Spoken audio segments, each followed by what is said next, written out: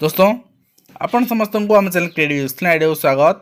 Tej OSS 2021 April and मे मस भर आसबार अच्छी जो कि आम क्लास भी आरंभ कर 10 एप्रिल आरंभ हो क्लास ओटीईटी गोटे दिन पर ठीक आरंभ होती जॉइन हवा चाहते रिसेंट जॉइन हूँ एंड ओएसएस आप PCM CBZ arts Hindi Sanskrit PD complete 150 mark course आप कंप्लीट कोर्स पाइपर से आपंकर डेमो क्लास आम अलरेडी 10टी प्रोवाइड कर सारी डेमो क्लास 11 रही है आपंकर आर्ट्स पिला जोग्राफी रही है देखी नियंतु यदि पसंद आस निश्चित भाव में आप एनरोल करूँ 10 एप्रिल बहुत कम दिन होगा आम क्लास स्टार्ट करवा। Okay thank you.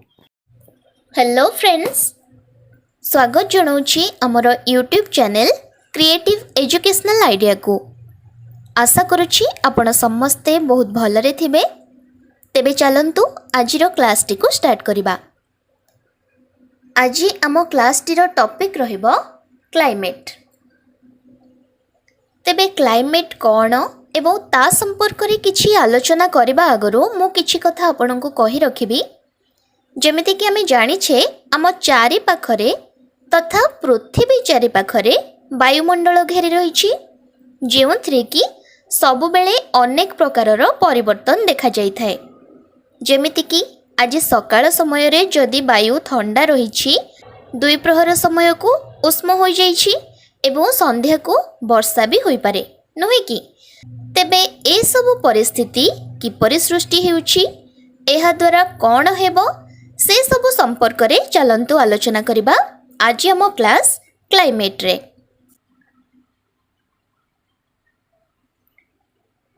तो आमे जानिछे जे वायुमंडलर उत्तापरे ह्रास वृद्धि घटी थाए। प्रथमे आमे जानि नेबा क्लाइमेट कौन एवं वेदर कौन। उभय प्रायतः समान अटंती, तेणु आमे अनेक समय रे एहार डेफिनेशन रे टिके असुविधा रे पड़ी थाए। तो फास्ट जानि नेबा जे क्लाइमेट एवं वेदर भितरे डिफरेंस कौन रहिछि। Climate is a total of weather conditions and variations over a large area for a very long period of time of more than 30 years. But how is weather different from climate? Weather refers to the state of the atmosphere over an area at any given period of time. Weather can change throughout the day, whereas the climate of a country is the same for many years. तो कौनसी एक विस्तृत अंचलर दीर्घ समयर पाणीपागर हाराहारी अवस्था को जलवायु बोलिका बा क्लाइमेट बोलिका कह जाय थाए, जोटा कि 30 वर्ष रु अधिक मध्य होई थाए। किंतु क्लाइमेट थारु वेदर किपरि अलगा ना कौनसी एक स्थानर निर्दिष्ट समयर वायुमंडलर अवस्था को पाग बा वेदर बोली कह जाय थाए। तो पाग बा वेदर स्थायित्व गोटे दिन रे कम समय पई रहुथिबा बेले क्लाइमेट बा जलवायु बहु वर्षर हाराहारी पाग को बुझाई थाए। तो वर्तमान आमे क्लाइमेट और वेदर भितरे डिफरेंस कौन रही जानि नेले। तापरे आमे द क्लाइमेट ऑफ इंडिया संपर्क रे आलोचना करिबा। The climate of India is described as a monsoon type. तो भारतर जलवायु मॉनसून टाइप रो होई थाए बा जहाकु कि मौसुमी जलवायु बोली कहा जाय थाए।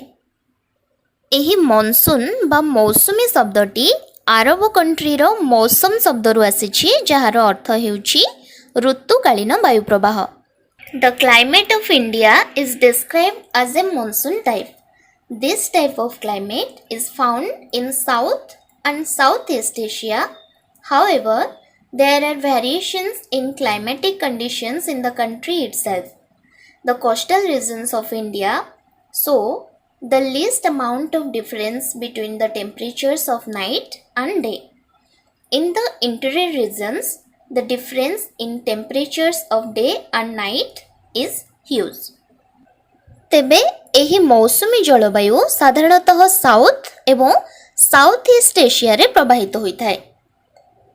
सेहिपरि भारत रे गोटिए प्रकारर जलवायु अनुभूत होइथिले मध्य उत्ताप एवं वृष्टिपातर परिमाण सबुठारे कदाचित समान रही न थाए।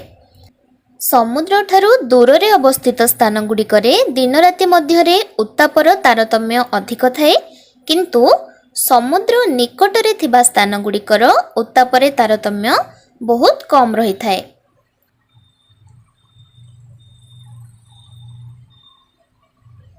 एठारे आमे देखि परिबा जे ग्रीष्म ऋतुरे राजस्थान रो केतेक अंचल रे 50 डिग्री सेल्सियस तापमात्रा रही थाए एवं सेही अंचल रे राति रे तापमात्रा कमी जाई 15 डिग्री सेल्सियस हो जाई थाए।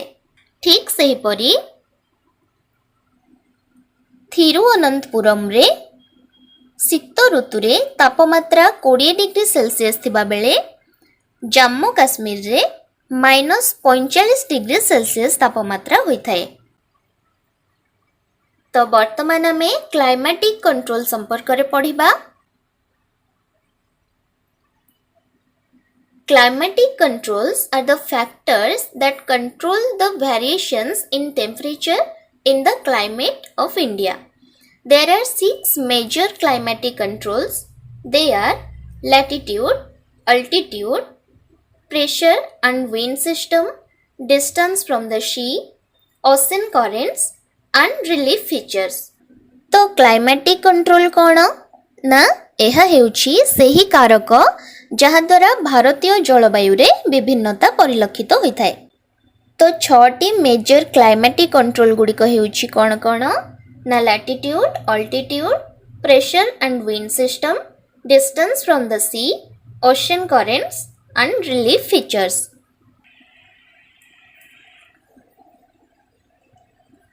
तो प्रथम एवं मुख्य कारकटी हेउछि लैटिट्यूड बा अक्षांश। As the earth is round, sunlight doesn't reach everywhere equally. The temperature decreases as we move from the equator to the poles. तो जेहेतु पृथ्वी गोल, सूर्य किरण पृथ्वीर सबुआड़े समान परिमाण रे पहुंची पारे नहीं। तो एठारे आमे देखि परिबा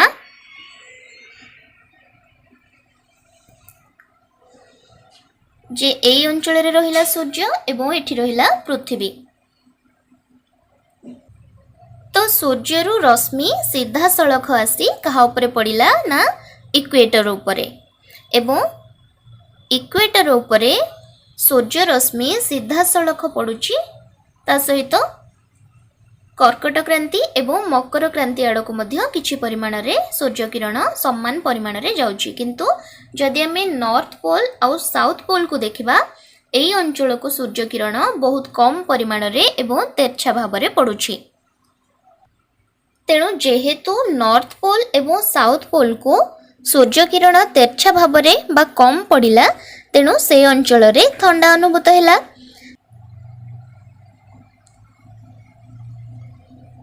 तो वर्तमान आमे देखिबा इंडिया रे एहार प्रभाव किपरि रहुछि। We know that Tropic of Cancer, which separates the tropical areas and the subtropical areas of the earth, passes through the middle of Rann of Kutch in the west to the Mizoram in the east. Therefore, the climate of India has characteristics of both tropical and subtropical climates. तो Tropic of Cancer बा कर्कट क्रांति भारतर मध्य भागरे पश्चिम रे run of Kutch ठारू पूर्व रे मिजोरम पर्यंत विस्तृत भाव रे रहिछि। तेणु कर्कट क्रांतिर दक्षिण को अवस्थित स्थान गुड़िक अधिक परिमाण रे आलोक और उत्ताप पाइथांती। तो क्रांतीय वलय रे अवस्थित थिबारु सेही स्थान गुड़िकरे क्रांतीय जलवायु अनुभूत हुए एवं उत्तर रे थिबा स्थान गुड़िक उपक्रांतीय मंडल रे अवस्थित थिबारु कम परिमाणर आलोक और उत्ताप पाइथांती। फलरे सेठारे उपक्रांतीय जलवायुर गुण गुड़िक अनुभूत होइथाय। तापरे आमे अल्टीट्यूड बा उच्चता आड़को बढ़िबा। Altitude As we move from the surface of the earth to the higher altitudes, the temperature decreases. तो आमे जानी छे जे समुद्र पत्तन ठारू उच्चता अनुसार तापमात्रा कमी थाए। तेणु ग्रीष्म ऋतुरे पर्वत उपरे ठंडा लगे नुहे कि। तो वायुर घनत्व मध्य उच्चता अनुसार कमी थाए। ଅଧିକ ଉଚ୍ଚତାରେ ବାୟୁ ପତଳା ହୋଇଥାଏ। କୌଣସି ସ୍ଥାନର ଚାପ ଏବଂ ବାୟୁ ପ୍ରବାହ ସାଧାରଣତଃ ଅକ୍ଷାଂଶ ଓ ଉଚ୍ଚତା ଉପରେ ନିର୍ଭର କରେ। ଏହାଦ୍ୱାରା ଉତ୍ତାପ ଓ ବୃଷ୍ଟିପାତ ମଧ୍ୟ ନିୟନ୍ତ୍ରିତ ହୋଇଥାଏ। ତ ବର୍ତ୍ତମାନ ଆମେ ଦେଖିବା ଯେ ଭାରତରେ ଅଲ୍ଟିଟ୍ୟୁଡ୍ ବା ଉଚ୍ଚତା କିପରି ଜଳବାୟୁ ପରିବର୍ତ୍ତନରେ ସହାୟତା କରୁଛି। India has very tall mountains of about 6,000 meters. The Himalayas prevent the cold winds from Central Asia from entering India. It is due to this reason that India has a milder winter as compared to Central Asia. तो भारतर उत्तर हिमालय पर्वत अवस्थित jar हाराहारी उच्चता प्राय 6000 metre अटे। तो एशियार मध्य भागरू प्रवाहित हेउथिबा शीतल वायु हिमालय द्वारा बाधा पाई थाए एवं ताहा हिमालय को अतिक्रम करि पारे नाही। फलरे कोन हुए ना फलरे भारतर समतल अंचल रे एहा प्रवेश करि पारे नाही। तेणु भारतर उत्ताप शीत दिने मध्य एशिया ठारू अधिक थाए एवं मध्य एशिया परि शीत दिने अधिक शीत अनुभूत होई न थाए। तापरे वर्तमान में प्रेशर एंड विंड सिस्टम आड़ को बढ़िबा। Pressure and wind system. The pressure and wind system of any area depend on the latitude and altitude of that place. Thus, it influences the temperature accordingly. तो जेकोसी एरियार pressure and wind system सेही अंचलर अक्षांश एवं उच्चता उपरे depend करिथाए, जद्वारा यह तापमात्रा को इन्फ्लुएंस करिथाए। ठीक सेहीपरि इंडियार क्लाइमेट उपरे यह किपरि प्रभाव पकाइथाए वर्तमान आमे जानिबा। India has unique wind and pressure conditions. During winter, the northern area near the Himalayas has high pressure. Therefore, winds from this region blow to the south where the pressure is lower. In summer, the northern part has lower pressure. Therefore, there is a reversal of wind direction. The winds from the south blow towards the north. These winds greatly affect the climate of India. तो शीत दिने हिमालय तथा इंडियार northern area A पार्टा कौन थाए ना high pressure रे थाए। तो शीत दिने आमे जानिले जे इंडियार हिमालय तथा नॉर्दर्न पार्टा हाई प्रेशर रे थाए, कारण सेठारे अधिक ठंडा पड़ी थाए। तेणु कौन हुए ना हाई प्रेशर रु विंड लोअर प्रेशर को बा लो प्रेशर को बही आसी थाए, माने नॉर्थ रु साउथ को विंड बही आसी थाए। एवं खरा दिने कौन हुए ना तार ऑपोजिटटा होई थाए। ए जो नॉर्दर्न पार्टटा बा जो हिमालयर एरियाटा कौन ही थाए ना लो प्रेशर रे थाए, तेणु वायु प्रवाहर दिग बदल जाए। तो साउथ रु नॉर्थ आड़ को वायु प्रवाहित होई थाए। तापरे आमे जानिबा समुद्र ठारू दूरता बा डिस्टेंस फ्रॉम द सी किपरि क्लाइमेट उपरे प्रभाव पकाए। Distance from the sea. Coastal regions are cooler as compared to interior regions. As the distance from the sea increases, its influence decreases and the people experience extreme weather conditions. तो समुद्र निकटरे अवस्थित थिबा स्थान गुड़िकरे बेसी ठंडा बा गरम अनुभूत हुए नहीं, कारण समुद्ररू आसुथिबा पवन एही स्थान गुड़िकरे उत्ताप को नियंत्रण करिथाए। तो ग्रीष्म ऋतु रे समुद्र आड़ू ठंडा पवन स्थल भाग आड़ को आसुथिबारु एहार उत्ताप कमी जाए। से भली कौन हुए ना शीत ऋतु रे अपेक्षाकृत गरम पवन समुद्र आड़ू बही आसी स्थल भागर उत्ताप वृद्धि करिबारे सहायक होइथाए। तो एठारे तुमे माने देखि पारुथिबो किपरि जल भागरु स्थल भाग आड़ को गरम पवन हेउ किंबा ठंडा पवन हेउ बही जाउछि, जहा फଳରେ स्थल भागर उत्ताप वृद्धि किंबा ह्रास रे सहायता करुछि।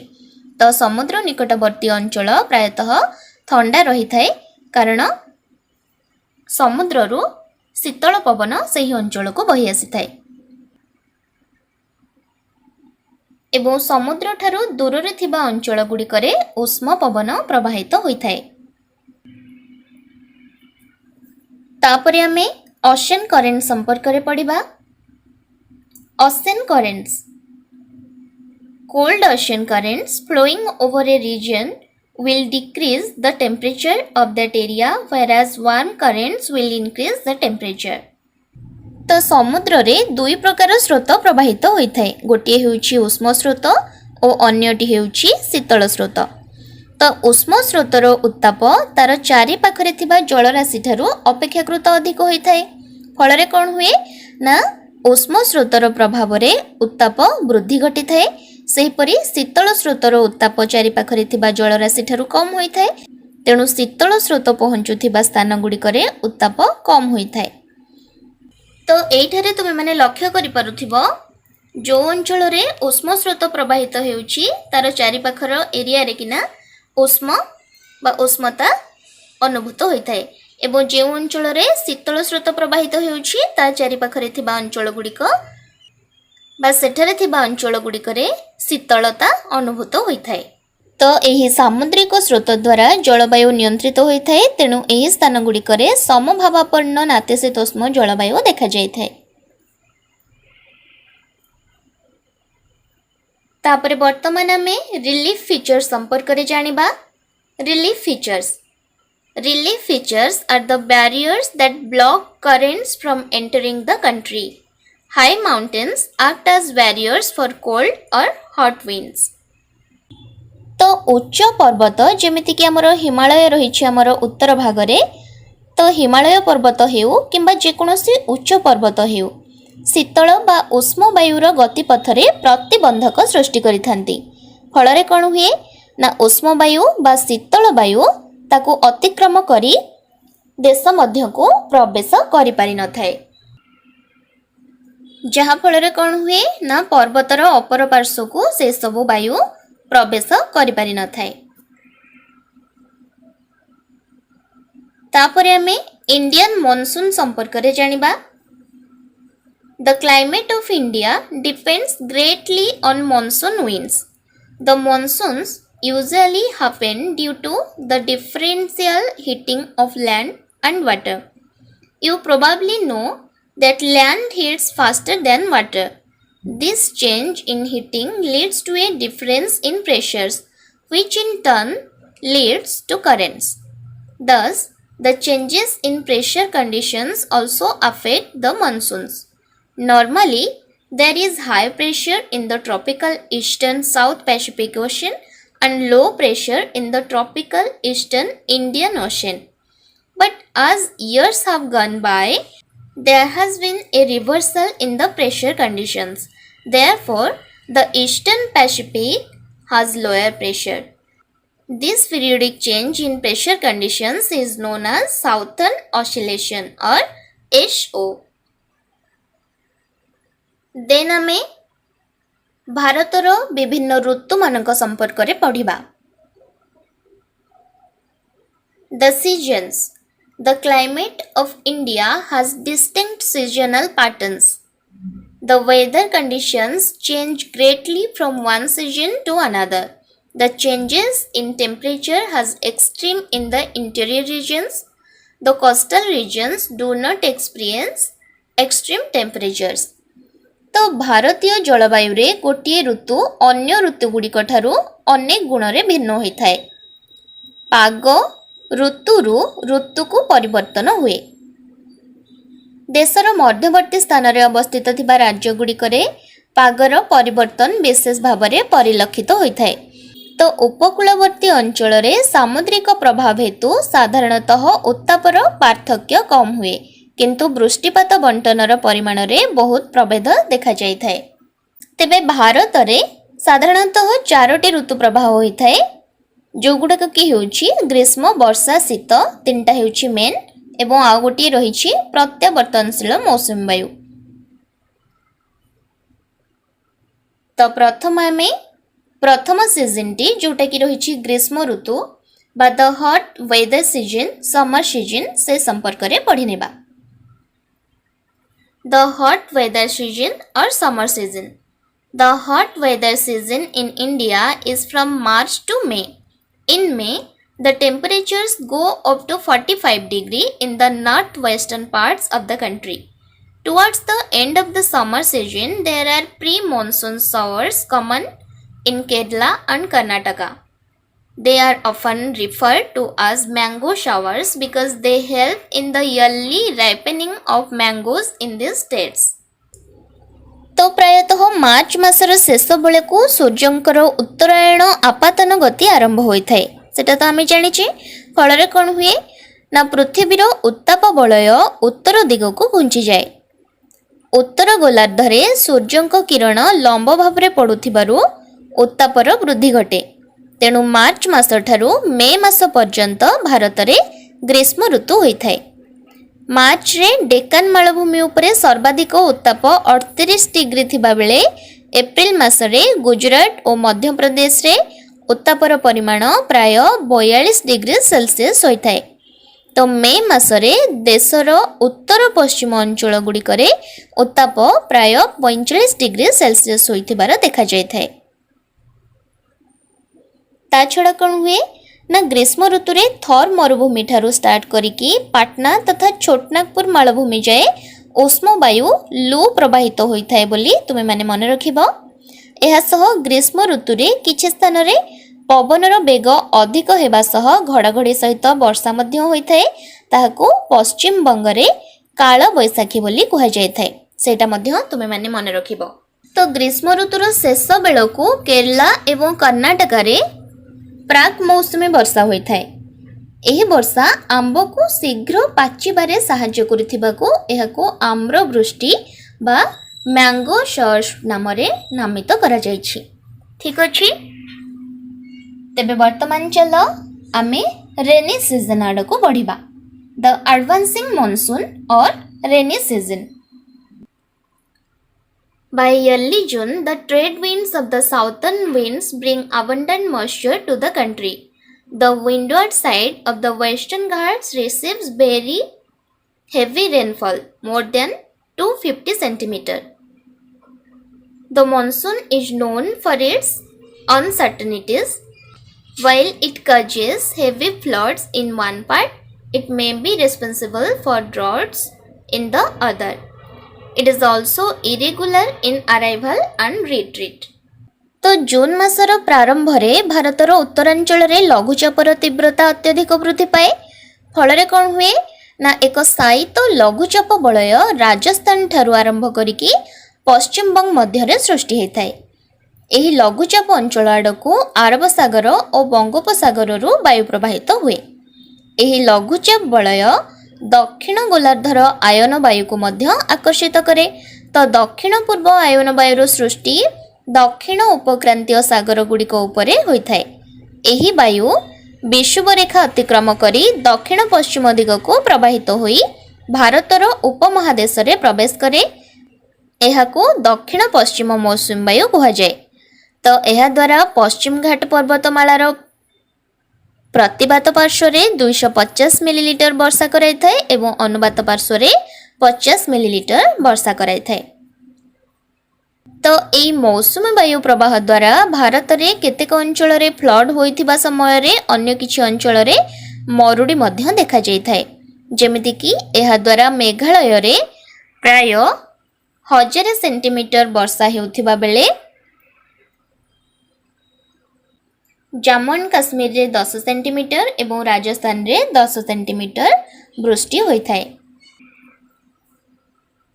तापर वर्तमान आमे द कोल्ड वेदर सीजन और विंटर सीजन संपर्क रे पढ़िबा the cold weather season in India begins from mid November and stays until February. December and January are the coldest months. The temperature decreases as we go from south to north. The average temperature in the south in winter is 24 degree to 25 degree, while in the north it is between 10 degree and 15 degree Celsius. तो भारत रे शीत ऋतु mid नवेम्बर रु start करी February मास पर्यंत चली थाए साधारणतः उत्ताप दक्षिण रु उत्तर को ह्रास पाई थाए तेणु जानुआरी एवं फेब्रुआरी मासरे सबुठारु अधिक शीत अनुभूत हुए उत्तर भारत समतल अंचल सबुठारु अधिक शीत अनुभूत होता है। तो भारत रे शीत ऋतु मिड नवेम्बर रु स्टार्ट करिकी फेब्रुआरी मास पर्यंत चली थाए। साधारणतः उत्ताप दक्षिण रु उत्तर को ह्रास पाई थाए, तेणु जनवरी और फेब्रुआरी मासरे सबुठारु अधिक शीत अनुभूत हुए। उत्तर भारत समतल अंचल मासिक हाराहारी उत्तापर परिमाण 10 रु 15 डिग्री सेल्सियस होइथिबा बेले चेन्नईर पूर्व उपकूल रे ताहा 24 डिग्री रु 25 डिग्री सेल्सियस मध्यरे होइथाए। तापरे आमे जानिबा रिट्रीटिंग मॉनसून्स बा ट्रांजिशन सीजन संपर्क रे। During October to November the monsoons become weaker. The sun moves towards the south. By the beginning of October, monsoon withdraws from the northern plains. There is a transition from hot rainy season to dry winter season. तो October और नवेम्बर मासरे सूर्यंकर अपेक्षिक दक्षिणायन गति जोगु दक्षिण आड़कू उत्ताप वृद्धि पाई थाए। फलरे उत्तर समतल अंचल उपरे थिबा लघुचाप वलय दुर्बल हो जाए। क्रमे कौन हुए ना लघुचाप वलय गुरुचाप रे परिणत हुए। दक्षिण पश्चिम मौसुमी वायु दुर्बल होबाकू लागे एवं दक्षिण को गति करी स्थल भागरु जल भाग आड़कू प्रत्यावर्तन करिथाए। तापरे वर्तमान आमे डिस्ट्रीब्यूशन ऑफ रेनफॉल संपर्क रे जानिबा। Some parts of India receive about 400 centimeter of rainfall annually. However, it is less than 60 centimeter in Rajasthan and adjoining parts of Gujarat, Haryana and Punjab. The rest of the country receives moderate rainfall. Owing to this nature of monsoons, the annual rainfall is highly variable from year to year. तो यही map T को आमे देखले जानि परिबा किपरि भाबरे भारत रे हमर जो वृष्टिपात रहिछि इयरली बा एनुअली किपरि ताको डिस्ट्रीब्यूट करा जाइछि। तो एठारे तुमे माने देखि पारुथिबो एई चार्ट टी को लक्ष्य करो। ए कलर गुडा को जो दिया जाइछि ए चार्ट टी रे तुमे माने ताहाको देखि ए मैप रो ठीक भाबरे जानि परिबो जे केउ एरिया रे केते परिमाणर वृष्टिपात एनुअली होइथाय। तो वार्षिक वृष्टिपात ए जो कलर टी दिया जाइछि ए कलर अनुसार वार्षिक वृष्टिपात ए सब अंचल रे 400 सेंटीमीटर रु अधिक होइथाय। तो देखो पश्चिम दिगरे बा जोटा कि हमर रहिछि उत्तर पश्चिम दिगरे ए अंचल रे 400 रु अधिक वृष्टिपात होइथाय। उत्तर पूर्व दिगरे मिजोराम एवं मेघालय अंचल रे किना होइथाय 400 रु अधिक वृष्टिपात। सेहि परि 200 रु 400 वृष्टिपात होइथाय ए कलर टी दिया जाइथिबा अंचल रे। ठीक सेहि परि 100 रु 200 सेंटीमीटर ए कलर टी दिया जाइथिबा अंचल रे 100 रु 200 सेंटीमीटर रो वृष्टिपात होइथाय। ठीक सेहि परि 60 रु 100 40 रु 60 20 रु 40 एवं 0 रु 20 सेंटीमीटर वर्षा होइथाय ए सब अंचल रे तुमे माने भलो भाबरे लक्ष्य करि पारुथिबो। तेबे एही क्लास टी रे आमे क्लाइमेट संपर्क रे किछि कथा आलोचना करिबा सह क्लाइमेट को प्रभावित करूथिबा किछि कारक ओ क्लाइमेट द्वारा ऋतु किपरि परिवर्तन हुए एवं रेनफॉल रो डिस्ट्रीब्यूशन किपरि होइथाय से संपर्क रे सविशेष आलोचना कले। आशा करूछि आपनको क्लास टी भलो लागिथिबो एवं आपण क्लाइमेट संपर्क रे गोटे छोटिया विवरणी निश्चित भाबरे बुझि परिथिबे। धन्यवाद।